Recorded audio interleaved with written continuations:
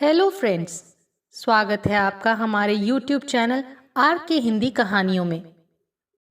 आज की कहानी है बेस्ट बहू ऑफ द हाउस। अमन ने श्रद्धा को सबसे पहले एक बस स्टॉप पर देखा था। सिंपल मगर आकर्षक गुलाबी रंग के टॉप और डेनिम में दोस्तों के साथ खड़ी थी। दूसरों से बहुत अलग दिख रही थी। उसके चेहरे पर शालीनता थी, खूबसूरत इतनी कि नजरें ना हटे। अमन एकटक उसे देखता रहा जब तक कि वो बस में चढ़ नहीं गई। अगले दिन जानबूझकर अमन उसी बस स्टॉप के पास कार खड़ी करके रुक गया। उसकी नजरें श्रद्धा को तलाश रही थी। थोड़ी दूर पर उसे श्रद्धा नजर आ गई। आज उसने स्काई ब्लू रंग की ड्रेस पहनी थी जिसमें वो बहुत जच रही थी। ऐसा 2-3 दिनों तक लगातार होता रहा। अमन समय पर उसी बस स्टॉप पर पहुंचता। एक दिन बस आई और जब श्रद्धा उसमें चढ़ने लगी तो अचानक अमन ने भी अपनी कार पार्क की और तेजी से बस में चढ़ गया। श्रद्धा 12 खम्बा मेट्रो स्टेशन की बगल वाले बस स्टैंड पर उतरी और वहां से वॉक करते हुए सूर्य किरण बिल्डिंग में घुस गई। पीछे पीछे अमन भी उसी बिल्डिंग में घुसा। वो लड़की सीढ़ियां चढ़ती हुई तीसरे फ्लोर पर जाकर रुकी। वहां एक एडवर्टाइजिंग कंपनी का बड़ा सा ऑफिस था। लड़की उस ऑफिस में दाखिल हो गई। अमन कुछ देर बाहर टहलता रहा। फिर उसने बाहर खड़े गार्ड से पूछा, भैया, अभी जो मैडम अंदर गई वो यहाँ की मैनेजर हैं क्या? जी, वो यहाँ डिजिटल मार्केटिंग मैनेजर और कॉपी एडिटर हैं। आपको क्या काम है?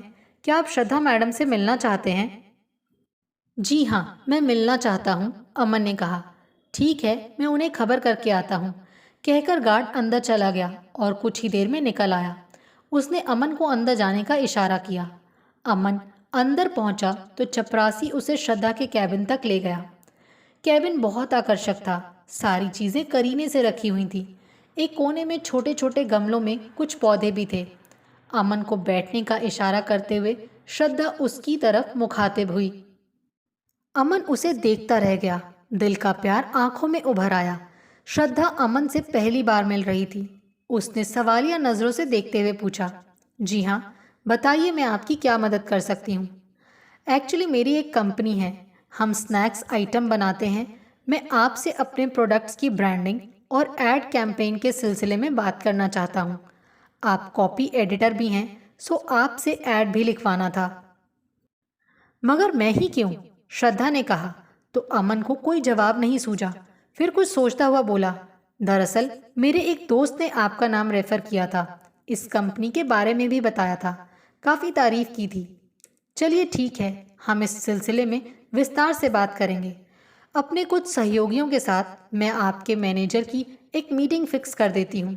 आप या आपके मैनेजर मीटिंग अटेंड कर सकते हैं। जी, मीटिंग मैं मैनेजर नहीं बल्कि मैं खुद ही आना चाहता हूँ। मैं इस तरह के कामों को खुद ही हैंडल करता हूँ। मैं तो चाहूँगा कि आप ही उस मीटिंग में ज़रूर रहें, प्लीज़। ग्रेट, तो ठीक है, अगले मंडे हम मीटिंग कर लेते हैं। अमन ने खुश होकर हामी में सिर हिलाया और वापस लौट आया, मगर अपना दिल श्रद्धा के पास ही छोड़ आया। उसकी आंखों के आगे श्रद्धा का ही शालीन और खूबसूरत चेहरा घूमता रहा। वो बेसब्री से अगले मंडे का इंतजार करने लगा। अगले मंडे समय से पहले ही वो मीटिंग के लिए पहुंच गया। श्रद्धा को देखकर उसके चेहरे पर मीठी मुस्कान खिल गई थी। श्रद्धा के साथ 2 लोग और भी थे। एड कैंपेन के बारे में डिटेल में बातें हुई। मीटिंग के बाद श्रद्धा के दोनों सहयोगी चले गए। अमन अभी श्रद्धा के पास ही बैठा रहा, कोई ना कोई बात निकालता रहा। 2 दिनों बाद वो फिर काम की प्रोग्रेस के बारे में जानने के बहाने श्रद्धा के पास पहुंच गया। अब तक अमन के व्यवहार और बातचीत के लहजे से श्रद्धा को महसूस होने लगा था कि अमन के मन में क्या चल रहा है। अमन के लिए भी अपनी फीलिंग अब और अधिक छिपाना कठिन हो रहा था। अगली दफ़ा वो श्रद्धा के पास एक कार्ड लेकर पहुंचा। कार्ड देते हुए अमन ने हौले से कहा, इस कार्ड में लिखी एक एक बात मेरे दिल की आवाज़ है। प्लीज़ एक बार पूरा पढ़ लो, फिर जवाब देना। श्रद्धा ने कार्ड खोला और पढ़ने लगी। उसमें लिखा था, मैं लव एट फर्स्ट साइट पर विश्वास नहीं करता था, मगर बस स्टैंड पर तुम्हें पहली नज़र देखते ही दिल दे बैठा हूँ। तुम्हारे लिए जो महसूस कर रहा हूँ वो आज तक ज़िंदगी में किसी के लिए महसूस नहीं किया। Really I love you. क्या तुम्हें हमेशा के लिए मेरा बनना स्वीकार होगा? श्रद्धा ने पलकें उठाईं और अमन की तरफ मुस्कुराकर देखती हुई बोली, बस स्टैंड से मेरे ऑफिस तक का आपका सफ़र कमाल का रहा। मुझे भी इतने प्यार से कभी किसी ने अपना बनने की इल्तिजा नहीं की। मैं आपका प्रपोजल स्वीकार करती हूँ। कहते हुए श्रद्धा की आंखें शर्म से झुक गईं और अमन का चेहरा खुशी से खिल उठा। अमन ने अपने घर में श्रद्धा के बारे में बताया तो सब दंग रह गए कि अमन जैसा शर्मीला लड़का लव मैरिज की बात कर रहा है, यानी लड़की में कुछ तो खास बात ज़रूर होगी। अमन के घर में माँ बाप के अलावा 2 बड़े भाई, भाभियाँ और एक बहन तुषिता थे। भाइयों के 2 छोटे छोटे बच्चे भी थे। उनके परिवार की गिनती शहर के जाने माने रईसों में होती थी, जबकि श्रद्धा एक गरीब परिवार की लड़की थी। उसने अपनी काबिलियत और लगन के बल पर ऊंची पढ़ाई की और एक बड़ी कंपनी में ऊंचे ओहदे तक पहुंची। उसके अंदर स्वाभिमान कूट कूट कर भरा था। वो मेहनती होने के साथ ही जिंदगी बहुत व्यवस्थित ढंग से जीना पसंद करती थी। जल्द ही दोनों के परिवार वालों को रजामंदी मिल गई और अमन ने श्रद्धा से शादी कर ली। शादी के बाद पहले दिन जब वो किचन की तरफ बढ़ी तो सास ने उससे कहा, बेटा रिवाज है नहीं बहू कुछ मीठा बनाती है, जा तू हलवा बना ले, उसके बाद तुझे किचन में जाने की ज़रूरत नहीं पड़ेगी, बहुत सारे कुक हैं हमारे पास। इस पर श्रद्धा ने बड़े प्रेम व आदर के साथ सास की बात का विरोध करते हुए कहा था, मम्मी जी मैं कुक के बनाए तरह तरह के व्यंजनों के बजाय अपना बनाया हुआ साधारण मगर हेल्दी खाना पसंद करती हूँ। प्लीज़ मुझसे किचन में काम करने का अधिकार मत छीनिएगा। उसकी बात सुनकर सास को कुछ अटपटा सा लगा और भाभियों ने भी भवें चढ़ा ली। छोटी भाभी ने व्यंग से कहा, श्रद्धा ये तुम्हारा छोटा सा घर नहीं है जहाँ खुद ही खाना बनाना पड़े। हमारे यहाँ बहुत सारे नौकर चाकर और रसोइये दिन रात काम में लगे रहते हैं। श्रद्धा मुस्कुराकर किचन में चली गई। उसने अपने हाथों से पूरा खाना तैयार किया, हलवा भी बनाया। जब श्रद्धा ने खाना परोसा तो खाना खाकर सब उंगलियां चाटते रह गए। सबको खाना बहुत पसंद आया। अमन तो उसके खाने की तारीफ करते नहीं थक रहा था। सास ससुर ने खुश होकर उसे नेक भी दिया। बाद में भी घर में भले ही कुक तरह तरह के व्यंजन तैयार करते रहते, मगर वो अपने हाथों का बना साधारण खाना ही खाती और अमन भी उसके हाथ का खाना ही पसंद करने लगा था। अमन को श्रद्धा के खाने की तारीफें करता देख दोनों भाभियों ने भी अपने हाथों से कुछ आइटम्स बनाकर अपने अपने पति को रिझाने का प्रयास किया। फिर तो अक्सर ही दोनों भाभियां किचन में दिखने लगी थी। श्रद्धा भले ही अपने छोटा सा घर छोड़कर बड़े बंगले में रहने आ गई थी, मगर उसके रहने के तरीकों में कोई परिवर्तन नहीं आया था। उसने अपने कमरे के बाहर वाले बरामदे में एक टेबल कुर्सी डालकर उसे स्टडी रूम बना लिया था। कंप्यूटर, प्रिंटर, टेबल लैंप आदि अपने टेबल पर सजा लिए। अमन के कहने पर एक छोटा सा फ्रिज भी उसने साइड में रखवा लिया। बरामदा बड़ा था और शीशे की खिड़कियां लगी हुई थी। वो बाहर का नज़ारा देखते हुए बहुत आराम से अपना काम करती। जब दिल करता खिड़कियां खोलकर ताज़ी हवा का आनंद लेती। बरामदे के कोने में 3-4 छोटे गमले भी पौधे लगवा दिए। भले ही उसकी अलमारियां लेटेस्ट स्टाइल के कपड़ों व गहनों से भरी हुई थी, मगर वो अपनी पसंद के साधारण मगर कंफर्टेबल कपड़ों में ही रहना पसंद करती थी। शानदार बाथ टब होने के बावजूद वो शावर के नीचे खड़ी होकर नहाती। तरह तरह के शैम्पू होने के बावजूद वो मुल्तानी मिट्टी से बाल धोती। कभी भी हेयर ड्रायर या ऐसी चीज़ों का इस्तेमाल वो नहीं करती। घर में कई सारी कीमती गाड़ियों के होते हुए वो पहले की तरह बस से ऑफिस आती जाती रही। बस स्टैंड पर उतरकर 10 मिनट वॉक करके ही ऑफिस पहुंचने की आदत बरकरार रखी। शादी के बाद पहले दिन जब वो बस से ऑफिस जा रही थी तो तुषिता ने टोका था, भाभी हमारे घर में इतनी गाड़ियां हैं, कोई क्या कहेगा कि इतने बड़े खानदान की नई नवेली बहू बस से ऑफिस जा रही है। तुषी, मैं बस से ऑफिस मजबूरी में नहीं जा रही, बल्कि इसलिए जा रही हूँ ताकि मेरी दौड़ने भागने और वॉक करने की आदत बनी रहे। बचपन से ही मुझे शरीर को ज़रूरत से ज़्यादा आराम देने की आदत नहीं रही है। वैसे भी बस में आप 10 लोगों से इंटरैक्ट करते हो, आपकी प्रैक्टिकल नॉलेज बढ़ती है, इसमें गलत क्या है? जी गलत तो कुछ नहीं, मुंह बनाकर तुषिता ने कहा और अंदर चली गई। श्रद्धा ने अपने कमरे में से तमाम ऐसी चीज़ें निकाल कर बाहर कर दी जो केवल शो ऑफ के लिए थी या लग्जूरियस लाइफ के लिए थी। जब श्रद्धा अपने कमरे से कुछ सामान बाहर करवा रही थी तो सास ने सवाल किया, ये क्या कर रही हो बहू?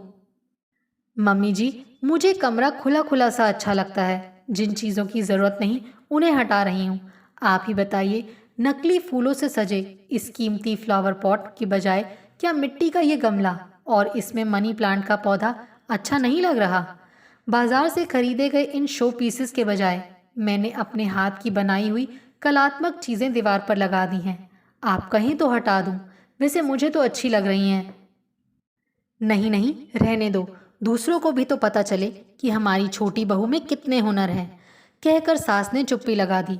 श्रद्धा ने खुद को अपनी मिट्टी से भी जोड़े रखा था। सुबह उठकर एक्सरसाइज करना, घास पर नंगे पांव चलना, गार्डनिंग करना, कुकिंग करना, वॉक करना आदि उसकी पसंदीदा गतिविधियां थीं। अमन के कहने पर उसने स्विमिंग करना और कार चलाना ज़रूर सीख लिया था, मगर दैनिक जीवन में इनसे दूर ही रहती। शाम को समय मिलने पर डांस करती तो सुबह सुबह साइकिल लेकर निकल पड़ती। पैसे भले ही कितने भी आ जाएं, मगर फालतू पैसे कभी खर्च नहीं करती। उसकी ये हरकतें देखकर अमन के दोनों भाई भाभियां, बहन और माँ बाप कसमसा कर रह जाते, पर कुछ कह नहीं पाते क्योंकि श्रद्धा शिकायत के लायक कुछ भी गलत नहीं करती थी। इधर एक दिन जब दोनों भाभियां साथ के साथ किट्टी पार्टी में जाने के लिए सज धज रही थी तो सास ने श्रद्धा से भी चलने को कहा। इस पर श्रद्धा ने जवाब दिया, मम्मी जी, आज तो मैं एक लेक्चर अटेंड करने जा रही हूँ। संदीप माहेश्वरी के मोटिवेशनल स्पीच का प्रोग्राम है। सॉरी, मैं आपके साथ किटी पार्टी में नहीं आ पाऊंगी। श्रद्धा को प्यार और आश्चर्य से देखते हुए सास ने कहा, दूसरों से बहुत अलग है तू, पर सही है। मुझे तेरी बातें कभी कभी अच्छी लगती हैं। एक दिन मैं भी चलूंगी तेरे साथ लेक्चर सुनने, पर आज किट्टी पार्टी का ही प्लान है। मेरी सहेली ने अरेंज किया है ना? जी मम्मी, ज़रूर, कहकर श्रद्धा मुस्कुरा पड़ी। अगले संडे सास भी श्रद्धा के साथ लेक्चर सुनने गई और आकर बहुत तारीफें की। इसी तरह वक्त गुजरता गया।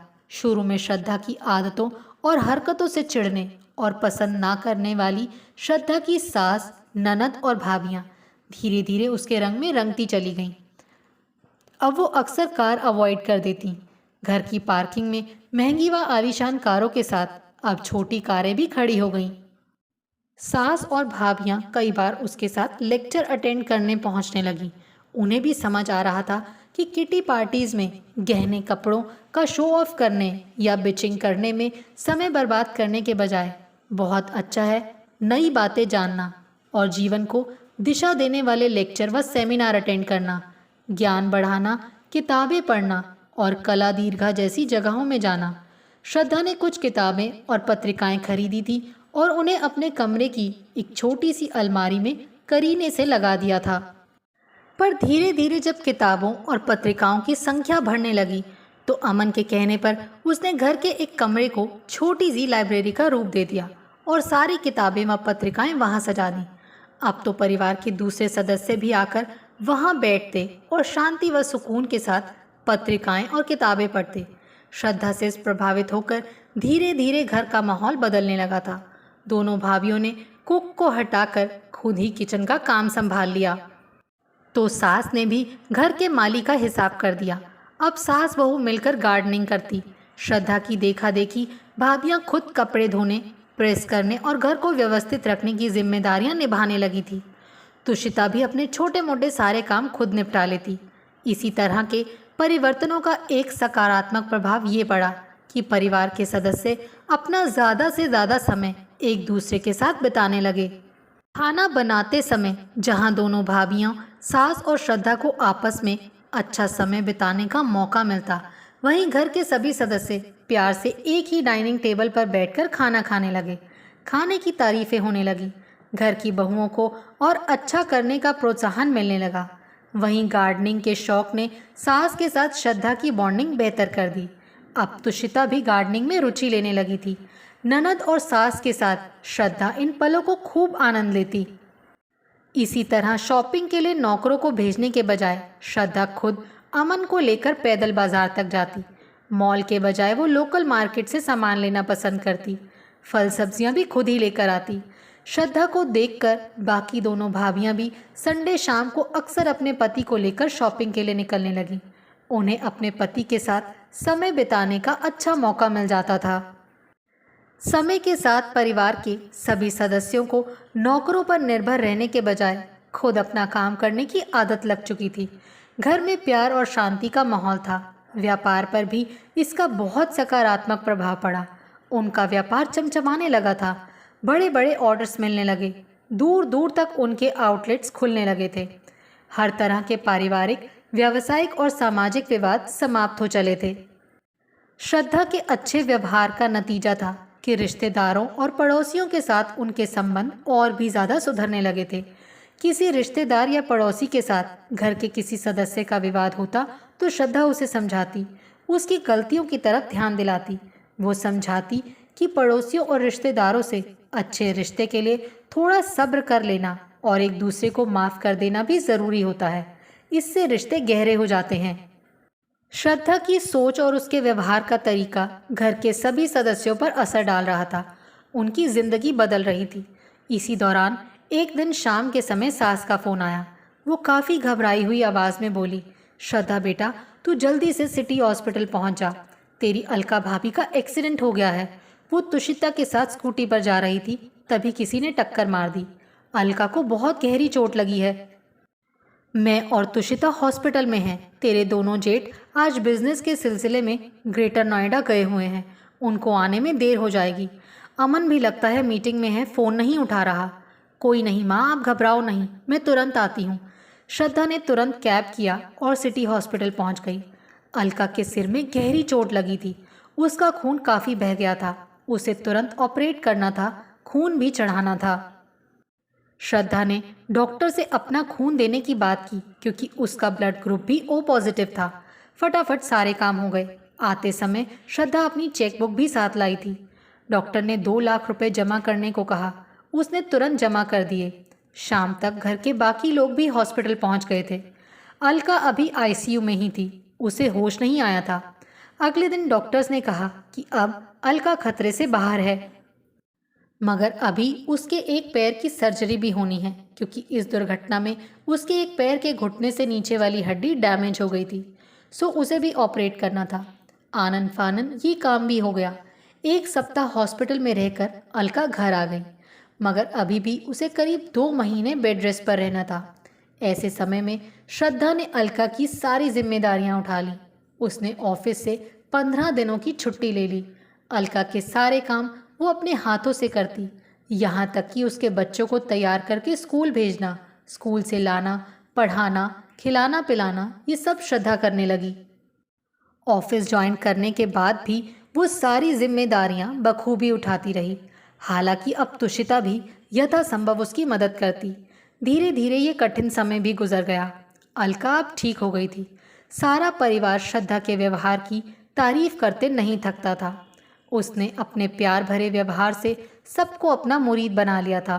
सुख और दुख दोनों में ही श्रद्धा ने जिस तरह अपने जीवन में संतुलन बना रखा था और परिस्थितियों को अपने अनुकूल बनाया था, उससे हर कोई प्रभावित था। कई महीनों बाद जब अलका पूरी तरह ठीक हो गई तो सास ससुर ने घर में ग्रैंड पार्टी रखी और उसमें अपनी बहू श्रद्धा को बेस्ट बहू ऑफ द हाउस का अवार्ड देकर सम्मानित किया। घर का हर सदस्य आज मिलकर श्रद्धा के लिए तालियां बजा रहा था। आपको हमारी ये कहानी कैसी लगी, प्लीज़ कमेंट करके ज़रूर बताइए। अगर आप इस चैनल पर नए हैं तो इसे सब्सक्राइब करें और शेयर करें। Thank you.